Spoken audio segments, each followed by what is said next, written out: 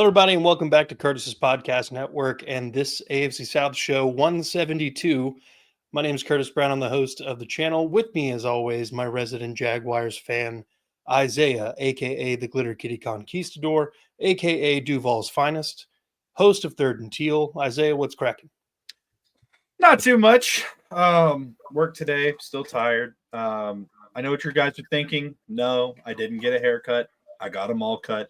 Anyways, just I'm living it up, man. It's great. We're already talking about head coaching candidates and the draft, and Trevor Lawrence should sit out the rest of the season because he's hurt, and he should just go ahead and get the surgery and not try and tough it out and be cool. But we'll get more into that later. But I'm doing good.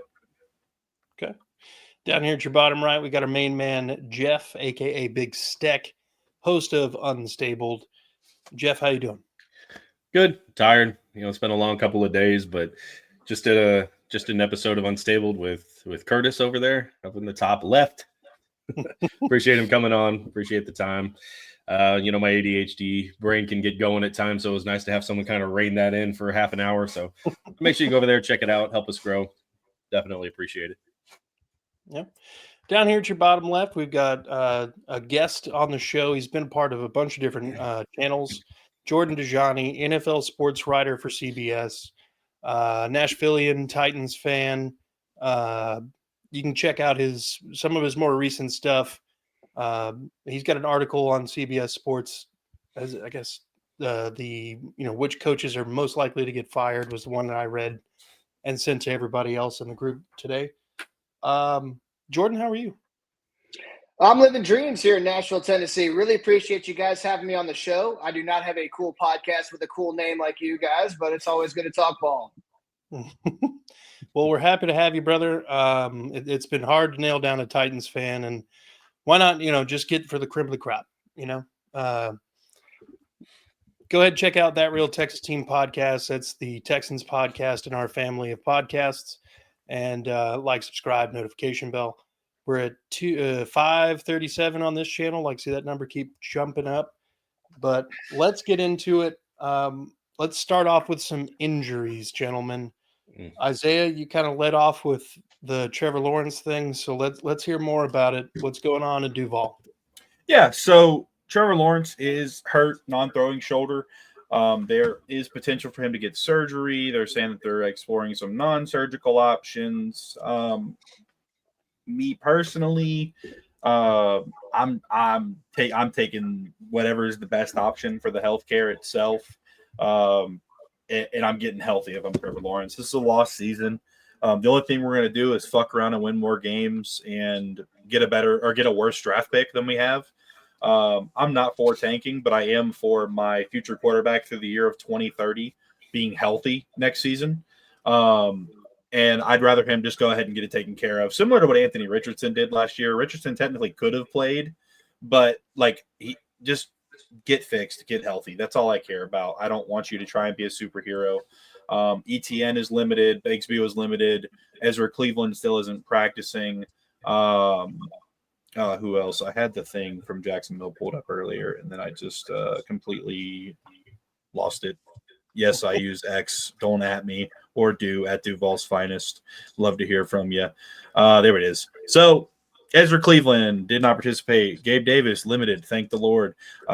So Tank Bigsby, Travis Etienne, and Dearness Johnson are all limited. Two of them with a hamstring, Bigsby with the ankle, Trevor Lawrence left shoulder limited, Brandon Sheriff knee limited, Mason Smith ankle limited, Brian Thomas Jr. still limited with a chest injury, rib injury, not chest. Daniel Thomas limited, and then Duvernay, Robinson, and Wingard are full. Wingard is expected to play this game. Woo, Dewey. But really, just like I said, I think the most important thing is Trevor Lawrence, do what you got to do to get healthy. That's all I really care about at this point. Okay. Jeff, what's going on with your Pony Boys? Yeah, I'm going to kind of piggyback with Isaiah on that one. Michael Pittman, I think, has been fighting a back injury. It seems like since the preseason, there was talk of IR. It didn't happen. He comes out the next game, has a touchdown, so you think you're kind of past it. But he's just, you could tell in that Vikings game, he was not 100%. and then he took a shot on one of those bad throws from Flacco. If he's not, at least 80, 90%, I'd say just sit him. Back something you don't mess with. But I would, at this point, I'm hoping he just doesn't play, not because I don't want him on the field, but just for his health. Just you don't mess around with back injuries. The biggest surprise was Ryan Kelly. I didn't see where the injury happened, but he got shut down for at least the next 4 weeks. I've talked in depth about this may be his last season. He's getting older. He's having issues over the last couple of seasons to stay healthy. So I hope that this is the end or the last time we see Ryan Kelly, but it's looking like it might be the last season. I at least hope he goes out on his own terms. Beyond that, the Colts look pretty healthy, as does Buffalo.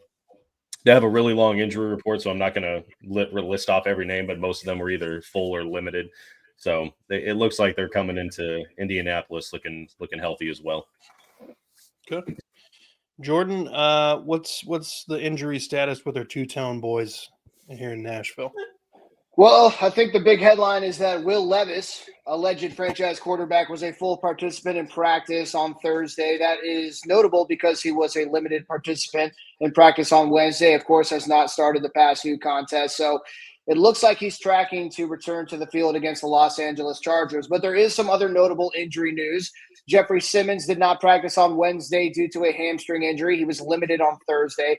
L'Jarius Sneed has still not practiced at all this week, and I do have to wonder if Tennessee is kind of going the route that our Jaguars guy wants to go with Trevor Lawrence in the sense of him not playing much this season. He's got a nagging knee injury. It's been going on since last year with the Kansas City Chiefs. Better to be safe than sorry with him. Amani Hooker, who had 2 interceptions in the win against the New England Patriots, limited both days with the groin injury as well.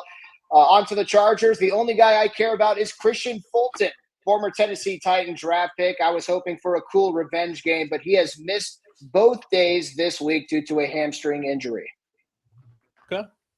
As for the Texans, no participation for Will Anderson Jr., Kenyon Green, Damian Pierce, or Folo Fatukasi. We did get back limited participants, Dylan Horton, Derek Barnett. Aziz Al-Shair is looking like he's going to be coming back after missing 2 weeks. Jerry Hughes, Jake Hansen snuck on did not participate today. And then Shaq Mason and Jarrett Patterson are full participants, which Jarrett Patterson would have started last week had he not gotten the concussion the week prior in relief of Kenyon Green getting pulled. For the Lions, they've only got 3 people who are not participating so far throughout practice. Jalen Reeves-Maben, Malcolm Rodriguez, and Zadarius Smith. Zadarius Smith just traded from the Browns to the Lions, obviously, but it says he's got a personal reason for not participating. I can't imagine there's a world where he doesn't play this week, but Malcolm Rodriguez would be pretty sorely missed by this Lions team if I'm remembering the way he's used that up there. Beyond that, everybody's looking like a full participant. The only limited participant is Taylor Decker, the offensive tackle, and that's a shoulder injury. But yeah, that's pretty much it. So let's get into this Buffalo-Indianapolis game. Jeff, the over-under here is 47.5, and Buffalo's favored by 4, according to ESPN. So, Jeff, how are we feeling? Yeah, I'll probably take the over on both of those. It's, the Colts have lacked consistency just about every game. It seems like when one side of the football is doing well, the other side can't deliver. The Colts had a few turnovers in the game. Obviously, they turned one of them into 6, but they had a couple interceptions. I don't think they did anything with those drives. So they still aren't playing complimentary football, and they don't give me any reason to believe that they can change that. They've had a lot of issues, holding on to the ball. And I'm not just talking about turnovers. I'm talking about just maintaining a drive. They had a good opening drive against the Vikings going, and there was that botched snap or handoff to Taylor. I think they turned it over. It was around the 30-yard line in Minnesota. So it's just back-breaking, killer turnovers, drive stalls, that kind of thing that I would say a lack of creativity from both Shane Steichen and Gus Bradley. I feel like Gus Bradley is very stubborn with the way he calls a defense. He doesn't change a whole lot. And, it seems like he's trying to run the defense that he had when he was with Seattle. He had that Legion of Boom. He had some really good corners and safeties that just aren't in Indianapolis. Like, they just don't have the secondary to do the things that he wants to do. And it seems like a lot of times he's just not bringing extra pressure that I would expect him to bring or hope that he'd bring. They got after Darnold in this last game, and he still only had 6 incompletions. So that just tells me that the front four was doing its job and the secondary couldn't. It's hard to go against someone like Justin Jefferson and really expect, big results, but there was a lot of receivers open a lot in that game. So again, it's just that complementary football where it just doesn't seem like the secondary is really helping out the front four when the front four is doing its job. And then there's been games where the front four didn't do its job, like against Jacksonville. They only had 1 pressure and 34 dropbacks. So they're just not consistent. Same thing with the offense. It seems like Jonathan Taylor, and he's the kind of back, and we talked about this on Unstable. Derrick Henry, they're the type of back that no matter really how a game is going, at any point in it, they can break off a home run. So you got to keep feeding him.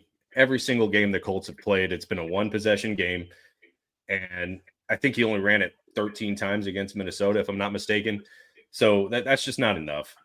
It really isn't. And I'm not talking about him running between the tackles 30 times a game, but you got to get him touching the ball at least 20 times in a game.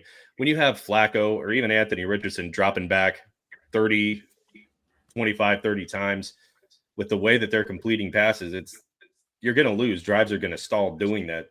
So you got to get Jonathan Taylor going. The offensive line is the strength of this team. You've got to help your defense. They've been on the field a lot this year. It was the same problem last year and the year before. They were just on the field way too much. They are the strength of this team, but if you leave them out there for 40 minutes a game, you're going to lose. So the offense has really got to help them out. When they get a turnover, at least get a few first downs. Even if it doesn't turn into 3, flip field position, help them out. They're just not doing it. They can't get Jonathan Taylor going. And at times there was we talked about that 3rd down play where he went to Pittman. He got banged up. Trey Sermon was wide open for the first down. But my question is, first of all, you should have thrown it to Trey Sermon, take the first down, and keep moving the ball. Also, why is it Trey Sermon? Like on key plays like that, you should have your running back just signed a massive contract. You should be on the field for those plays. So I don't understand why Shane is pulling key players in key moments. One of the most notable ones was against the Texans in the last game, last year. Why was Goodson, who at the time was their 4th string running back, why is he the one getting the play call? And it's not, Taylor on the field. It just didn't make any sense to me, and he's still doing it. And even when they get a drive going, it seems like, field goal range, if it's 50, Matt Gay can't hit it. It just doesn't seem like in any phase can they put together a complete drive, even if it ends in 3, it's a missed field goal. So they just haven't given me really any faith to believe that they can turn it all around, put it all together, and put together a 60-minute game.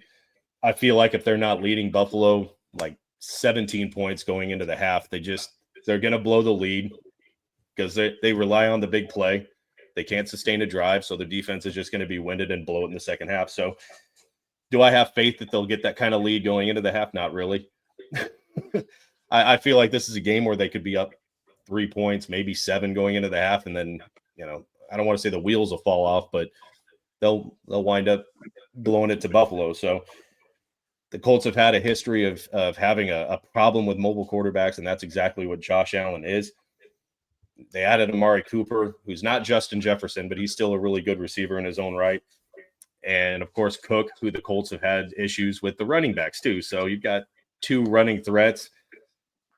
Colts have issues with that. So while I do think they can keep it close, and it is a winnable game for the Colts, they haven't shown me anything to believe that they'll do it. So I guess, going to score prediction, I'll do the same one I did on Unstable. I think they keep it close, but in that second half, they get rid of that lead that the Colts had and they pull away. I'm going to say 31-24. So I'm taking the over on both. 31-24 Buffalo, right? Yeah. Sorry, Buffalo. What to say? No, All right. not Colts. Jordan, what do you think? Indianapolis Colts, Buffalo Bills. He definitely covered his bases there. I thought what really stood out to me was the lack of offense in general from Indianapolis. They were outgained by 188 yards, which was their worst outing since 2019. One thing that stuck out to me was Josh Downs. He's caught 29 passes from Joe Flacco, and no other target on the Colts has caught more than 13. And that's Michael Pittman, who has caught 13. So getting someone else going in the passing game is absolutely going to be crucial. And I agree with you about Jonathan Taylor. He's obviously the best weapon on offense. Why is he not being the bell cow? Whether that's running the ball between the tackles or whether that's being a force in the passing game, which we all know he's capable of. The one thing that I will tell you about Buffalo, and the only way that you can potentially beat them, not just Indianapolis, but really anybody, is that they are tied for having the best turnover differential in the league.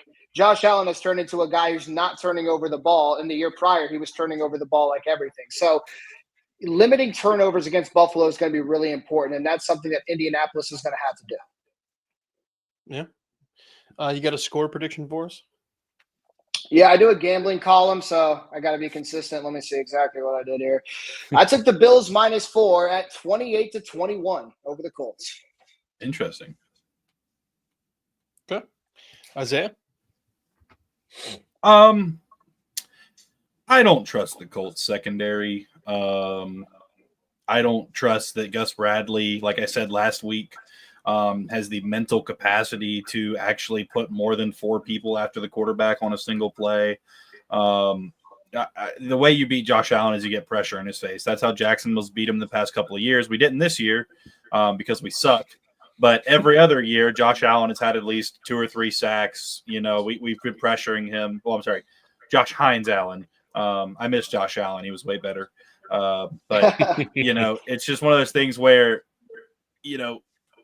you got to get pressure on them, and you're not going to get pressure on them with that offensive line that they have if you're not bringing more than 4 people. I think that the offense will move the ball. The Buffalo's defense is good, but it's not. I wouldn't call it an elite defense necessarily from what I've seen. I think they've played some teams that have played down. I think they've played some teams that have played up, but I just don't see them taking it. I'm going Bills 34-21 on this one. I think they have a big day, and Josh Allen's just been playing too clean for me to not give them the win. Okay. I'm going to go 27-22 Buffalo. I think at some point there's, a couple 2-point conversions and 2 field goals by the Colts. That's where 22 comes from. But, I just don't think that there's enough on the Colts offense to really distance themselves or create any sort of insurmountable lead that this Bills team can't come back from. Their secondary is very primed to be just ran through by Amari Cooper and Keon Coleman if he's healthy, and Curtis Samuel, who's really never done much except for just kind of be a gadget guy in the NFL. 27-22. Let's pivot. Let's go to Tennessee at Los Angeles. Los Angeles is a 7-point favorite, 38.5-point underdog or over under. Jordan, let's talk about your Titans. Yeah, your Tennessee Titans are a 38-point underdog, right? That's what you said? That would be. Oh man. Maybe, yeah. Well, your Tennessee Titans are off to their worst 8-game start to a season since moving to Tennessee in 1997, but they have the number 1 defense in the NFL, so make that make sense. Now, the Titans are 1-7 against the spread this season, which is the worst mark in the league. So a team once lauded for its ability to cover the spread and upset as an underdog has become the worst team to gamble on in the NFL. So go ahead and take the Chargers -7. Most books have it at -7.5. The reason why Tennessee's been pretty bad is not just the quarterback play, but the offense in general. The Titans' offense ranks 6th worst in yards and points per game. The passing offense actually ranks 2nd worst as well. Another thing, we were talking about Buffalo point differential. Buffalo is one of those teams that has the best point differential in the league.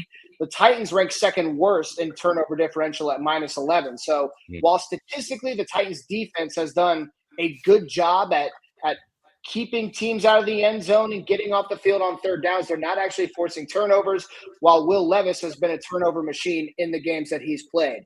Now, as a Titans quote-unquote fan, I think it is somewhat of a lost season. And what I want to see moving forward is Will Levis improve. I mean, this season was supposed to be about the development of Will Levis, your prospective quarterback of the future. I think it's pretty crazy that a lot of fans here in Nashville are completely out on him. They've seen enough. He's done. It doesn't work like that in the NFL. Let me teach you about a guy like Sam Darnold or Baker Mayfield or Geno Smith. We know that Will Levis has a lot of different gadgets in terms of arm talent. He has that pro style experience that he came into the league with. He definitely has potential.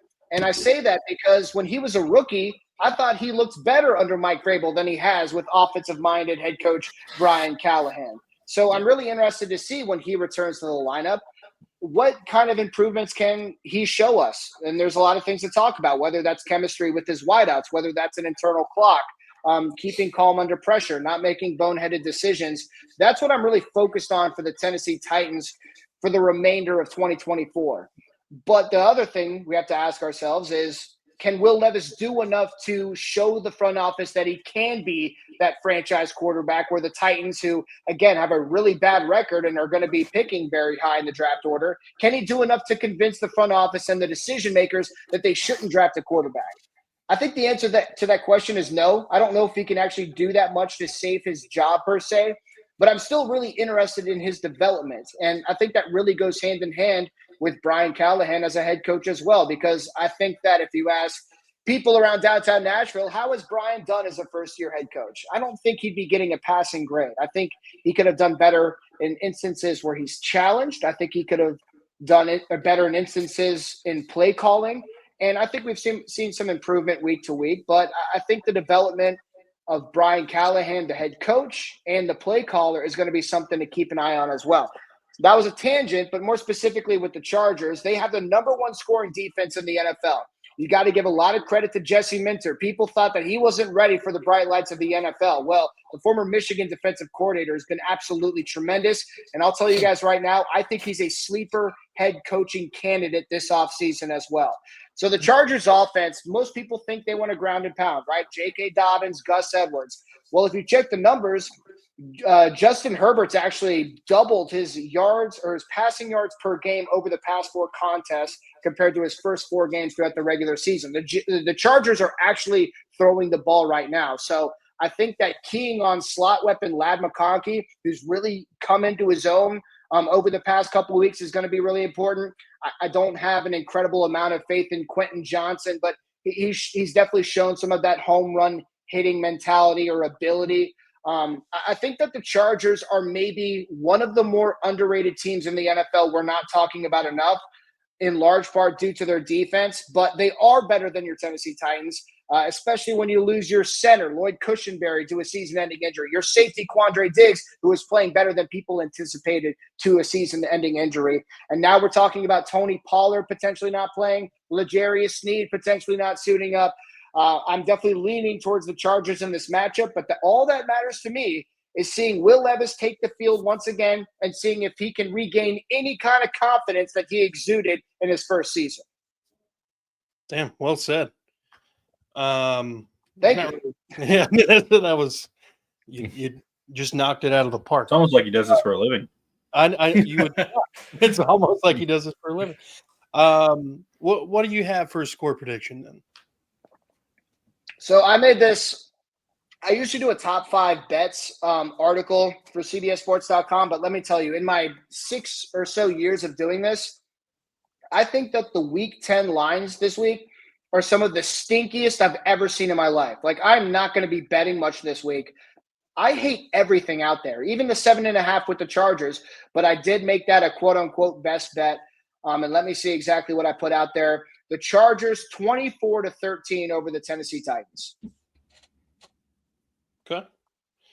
I also don't have a lot of faith in the two-tone blue boys. This is a defense that is showing up every week and frustrating offensive coordinators, offensive lines, and wide receiver groups. I don't see that this game is really competitive. I would love to see something out of Levis, but I'm not holding my breath at this point. I'm going to go 31-10 Chargers. Isaiah?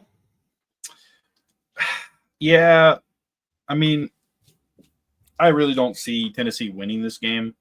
I know last week, I just have a knack for calling things about teams. Tony Pollard had a good game. But no, I think in this one that offense from the Chargers is really good. I think part of the reason that Tennessee has one of the best defenses in the country is because Will Levis gives up the ball inside the 5-yard line basically every time he gets the ball. That is something is like they do great versus yards, but they also don't. The other teams always have really good field position.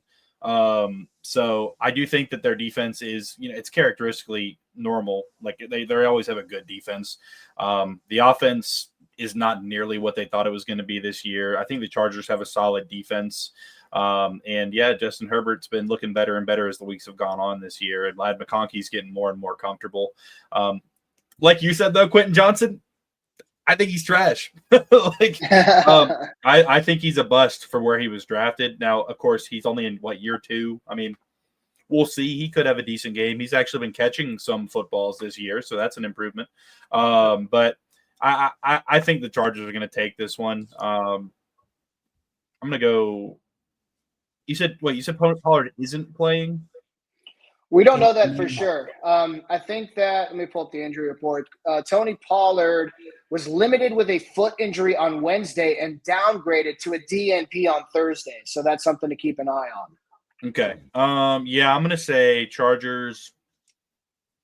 I'm going to do a big one. Chargers 27, Titans 13.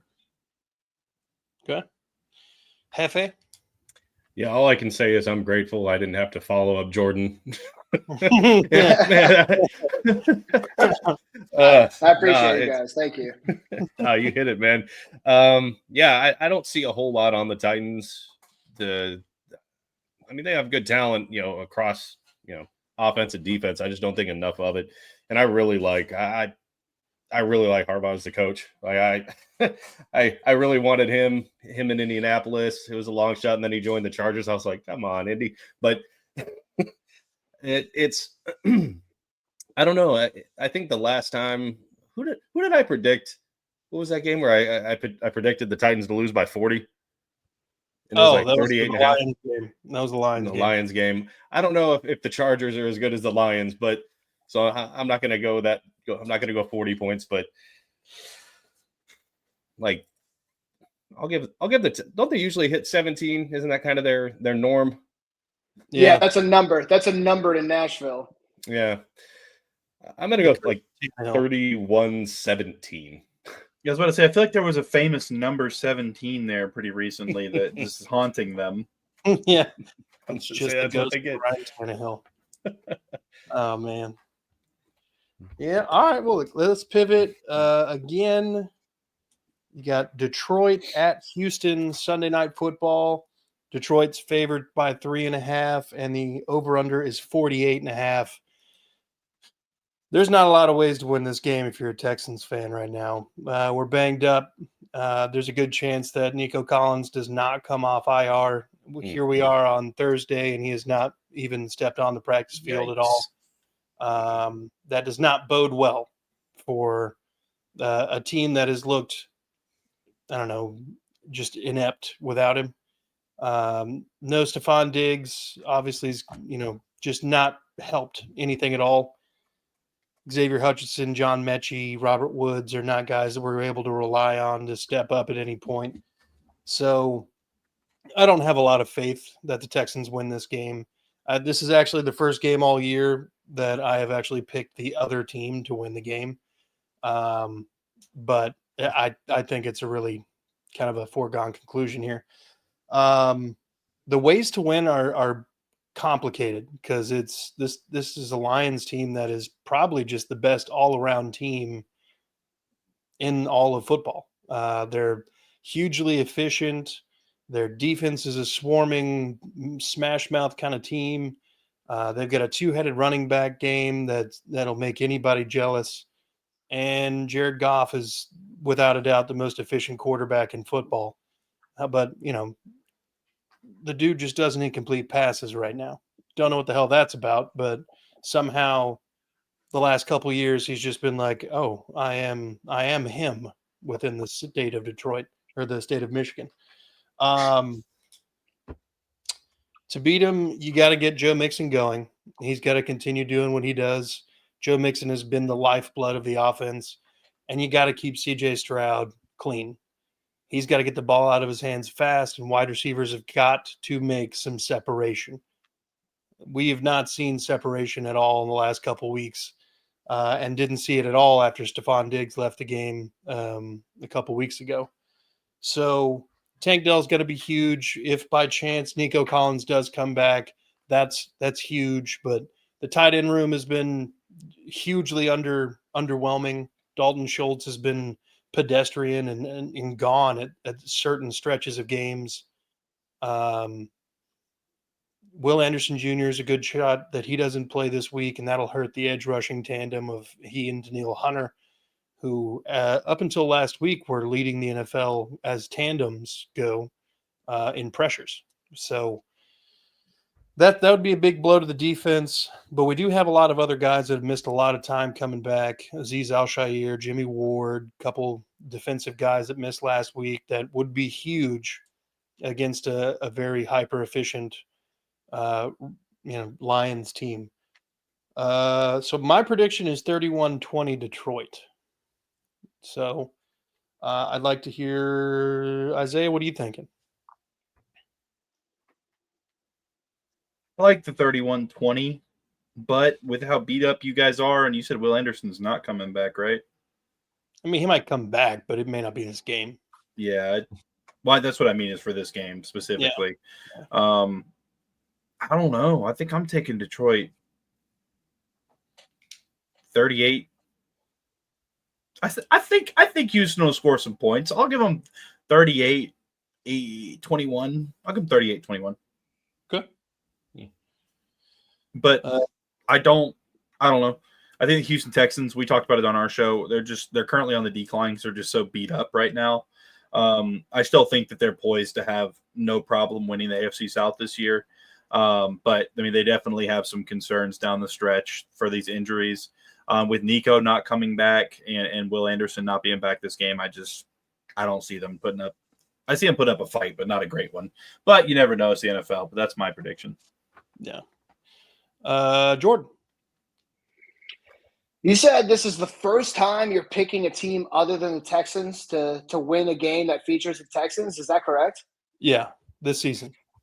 Man, you should have talked to me before Halloween against the Jets, because I found out something about CJ Stroud that I feel like a lot of people have not discovered, and that's that he had a road problem. He has a losing record on the road, and he's averaging 100 passing yards per game fewer on the road compared to Houston. But the Texans are definitely undefeated at home, so I think that is working in their favor. Nico Collins is going to obviously be a really big factor if he's going to play or not. But you guys said it. I mean, the Texans look terrible against the Jets. The offensive line looked terrible. CJ Stroud was sacked, I think it was a career high 8 times. The defense was bad. The secondary didn't play well, but you mentioned they're getting some pieces back.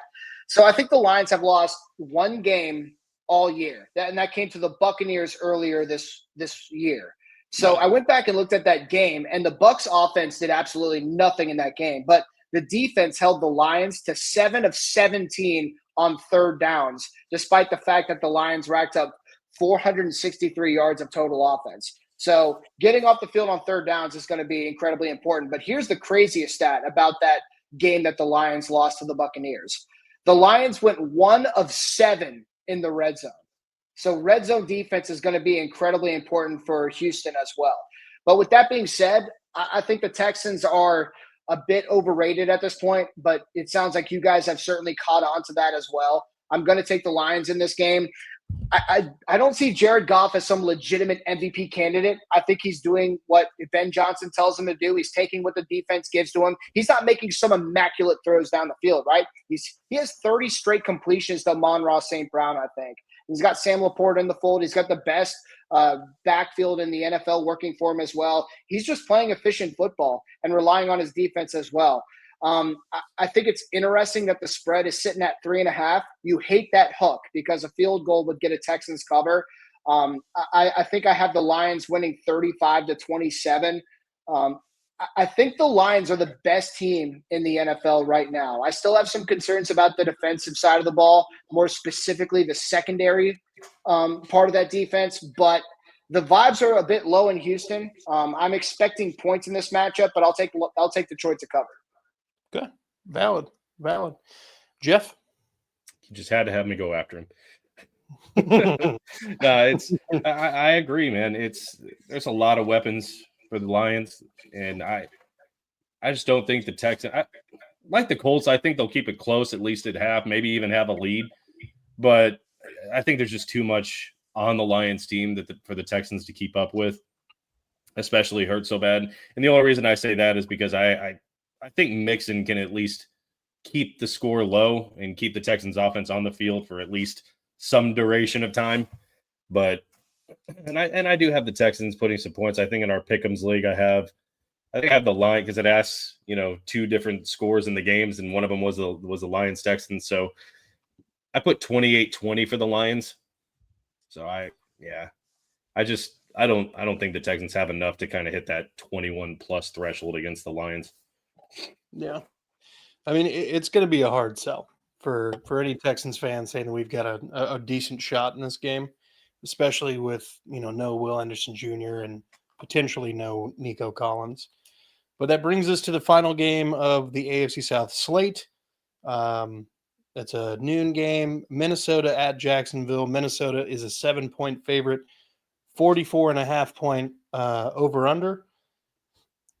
Isaiah, let's hear about your glitter kitties. 31-14. Next question. Jesus. Is that serious? This is the first time I'm picking the Jaguars not to win. I think the Vikings beat the shit out of them. Mac Jones is going to start, hopefully. I don't think this offense is any better with Mac Jones than it was with Trevor Lawrence. You have a shitty O-line that he's been running for his life behind all year. And, Mac Jones can make cute videos and stiff arm yoga balls in the offseason and do the gritty. But he's not going to come into the game and be able to run around in the backfield and get away from guys. I think we're going to get smacked in this game. The only hope I have is the fact that Cam Robinson is starting for them because he's fucking terrible against speed rushers. So there's a good chance that Josh Allen and Trayvon could put together a decent day against him, moving back and forth. But we love to throw Eric Armstead at the wide 7 for some reason. So we'll see if Ryan Nielsen decides to man the fuck up and put in the best players. But I just don't see us doing much in this game. Their defense is really good. Their offense has been solid this year. Justin Jefferson just magically appears 20 yards away from everybody, and he's going to be 40 against us, especially if Ronald Darby has to cover him. I just really don't have a lot of hope for this game. We really spent most of our episode talking about, head coaching candidates and what we think is going to be best, and should we get rid of the entirety of everybody and blah, blah, blah. That's really it for me. I don't see a way Jacksonville wins this game, to be completely honest, unless Minnesota, if their plane crashes on the way there. Ways to win. Jacksonville fans murder the other team before they get there. Ways to lose. The other team makes it to the stadium and they both step on the field. I'll be honest. Who do you like better, Cam Robinson or Walker Little? Walker Little. Okay.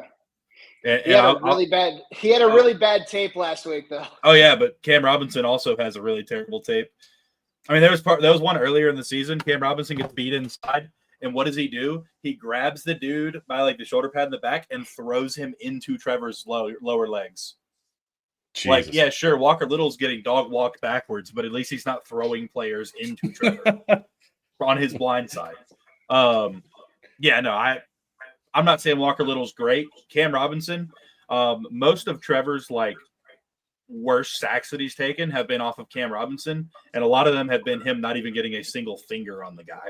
At least Walker Little gets his ass beat, and then Trevor's sacked. People aren't just walking around. That's actually a really good point. Yeah. That's a good point. He's slowing him down a little bit. That's better than nothing. Yeah. So, yeah. I mean, honestly, I just don't have a lot of hope for this game. We have our left guard now hurt again. Tugboat, the Cooper Hodges Tugboat. He's graded like a 91 run blocking, but like a 50 pass blocking. Like none of our players are great at pass blocking, and none of them are great at run blocking. But at least we got Mitch Morris, and it's not Luke Fortner this year. Jeff, what was the over on this game? The over under 44.5. Yeah, the Vikings might score that alone. What did Buffalo put up on Jacksonville? Just I can't remember. 38? 38, yeah. 42? A It lot. was some ridiculous number. It was a lot. They put up a good bit of points, yeah. Yeah. I'm 47. 47, yeah, that's wow. Okay. Good for them. Yeah, there's not a whole lot I can say unless if Jacksonville leans heavily on Bigsby and finally gets him some fucking carries. I can't see it. They'll lean on him one game and then not at all in another. So it's tough, man. He's a great back, and I don't understand it. Just like the Colts using Taylor, I can't figure out like that should be your bread and butter, and they're not going to it. He's their most explosive runner, and I think ETN's a great like gadget back. I think he's good out of the backfield catching footballs. I don't think he's as good running the ball as Bigsby, but they don't use either, so I don't know. I just don't see a whole lot in Jacksonville right now, especially if Trevor Lawrence is banged up and probably won't go. I just don't see Mac Jones putting up a shitload of points and keeping up with Minnesota. So I might just go with what I was saying. Maybe Minnesota actually hits the over themselves. I'm going to go like 45-17. I'm going to say they hit right on it. Okay. I'm going to go. So here's where I'm at with this. The Vikings are beatable. They've been beaten, prior to the Colts game, they were beaten the last two games where you're able to make Sam Darnold kind of question what he's seeing. And at times the Colts were able to do that against him. And he made bad throws. He threw the interceptions. He kind of looked like old Sam Darnold a little bit. He also was pretty efficient for most of the game. Yeah. I don't necessarily think the Jaguars have a lot in the secondary at the moment, but I think they could hold it to a manageable score, and Tank Bigsby and Travis Etienne actually win the game here for the Jags. I'm going to go crazy here, all right, because it looks like I'm going to be the only person picking the only AFC South team to win this week. 20-17 Jacksonville over Minnesota, and that is 2 touchdowns and 2 field goals. Jordan? I'll try to trail you. I mean, have you guys recognized that the Vikings have been terrible since their bye week? They lost to the Lions. They lose by double digits to the Rams. They turn the ball over 3 times against the Colts, but still find a way to win. Now you face a Jaguars team, which was really fascinating to talk about over the past few weeks because you watched that Eagles game. It seemed like the defense was holding up their end of the bargain, but the offense could get nothing going. And then they had that weird thing happen in the fourth quarter where they scored 2 straight touchdowns with 2-point conversions. I don't think Mac Jones is some star. I do think that he's, what's the best word? Feisty, spunky. I don't think he's trash. Like, you guys remember he made the Pro Bowl his rookie season and people were thinking he could be the next Tom Brady. I'm certainly not saying that, but in terms of a quarterback being reinserted into the starting lineup, you can bring a whole different energy to your offense and to your team at large. And I'm not saying that just because I picked the Jaguars to cover before I learned that Trevor Lawrence was not going to play due to a shoulder injury. So I think that my final score was the Vikings 24 over the Jaguars, who scored 21. So I picked the Jaguars to cover the spread. I do think that this could be a weird game. Mac Jones is going to be in the lineup, and like I said, the Vikings have not been good as of late. So Who knows? It's the NFL. Any given Sunday, right? Yeah, that's kind of where I'm at with it. The Jags have been kind of hungry for a win. They're not really playing for much right now. We gonna be starving after this week. and the Vikings had to fight to stay afloat in that ultra competitive NFC North. The bottom team in that league or in that division is 4-4. So I mean, you got to stay on top of it. I don't know. I just feel like it's one of those games that Minnesota's going to come into this kind of overlooking them, especially if there's no T-Law. Yeah, there's definitely a good chance here, in my opinion, for that any given Sunday attitude. But that does bring us to the end here. Do we have any closing comments? Do we have anything else we want to talk about, gentlemen? Yeah, run the damn ball. I think that's the way we all win. I'm just saying. Yeah. I picked everyone in the AFC South to lose. I could change if you just run the damn ball, but makes me wish that Bussin' with the Boys didn't have that on her shirt already. Yeah, no shit. Boo. Can we get like run the frickin' ball or you can't really print the full cuss word on I it. bet they don't. I bet they don't have as nice of a beard as I do. All right. Well, this is a good spot to go ahead and wrap it up then, gentlemen. I want to thank you guys for taking time out of your evening and coming on and talking ball.